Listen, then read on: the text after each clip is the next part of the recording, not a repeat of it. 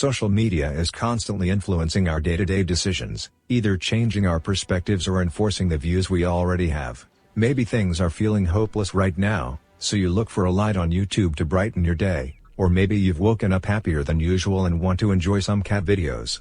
The internet has it all. Our personalities are built on the experiences we have, which is why we change as people. We have new encounters that make us evolve and think differently compared to before. And since social media is taking up such an alarming rate of young people's time every day, you have to wonder what the effect is. You might have heard that you become more like the people you spend time with. Well, back before the internet was such an integral part of society, people had to physically see each other and spend their time and energy having a discussion with someone. Of course, talking to strangers happened often and regularly for everyday people, but the majority of their time interacting with others was with friends. When you befriend someone, you tend to be quite picky, to make sure you really can connect to the person.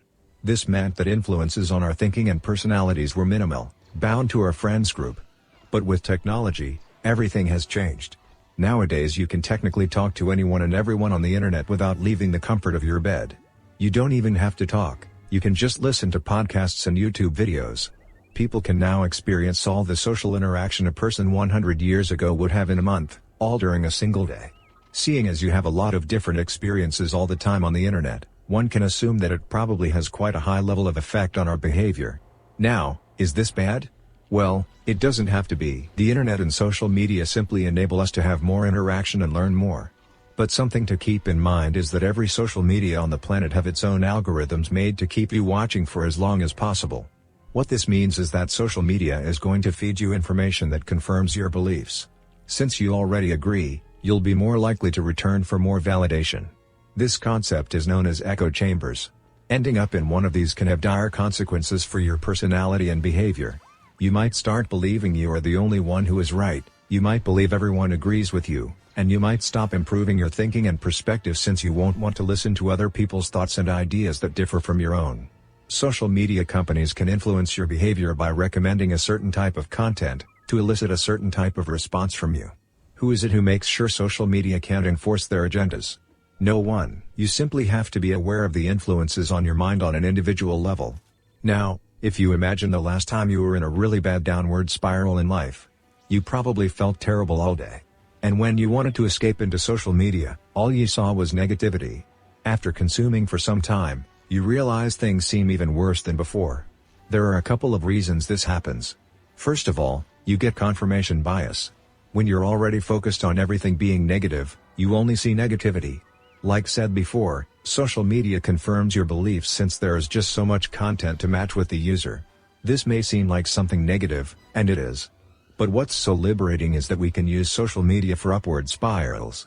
When you're feeling good, even great, you should look for content that inspires good things.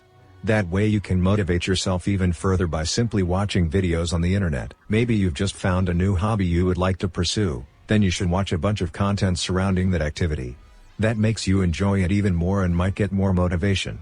Something to keep in mind though is the 5-to-1 ratio. That means that you need 5 times as much positivity compared to negativity to have the same amount of effect. Since our brains are evolutionarily wired to prioritize negativity over positivity, we tend to be more motivated by it. So when you are feeling an especially powerful upward spiral, you should be making the most of it. We can't really be 100% sure what the consequences of social media are having on the youth's mental health. But what we do know is that mental illness has skyrocketed in the last decade. If that isn't at least evidence that social media is having some effect, then I don't know what will. It's very easy to get in a situation on the internet where it ends up doing more harm than good, but with a bit of self-control and knowledge, social media can be very beneficial to mental health. Since you can pretty much talk to anyone on the globe, you can learn a lot.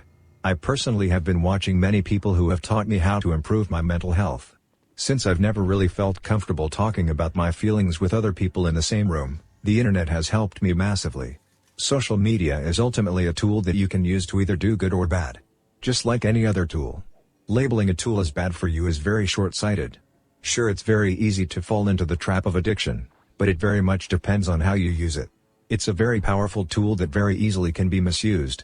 But in the hands of someone with a focused use in mind, social media can be used for positive things on a level we haven't ever seen before. If you liked the video, press like. If you didn't, press dislike.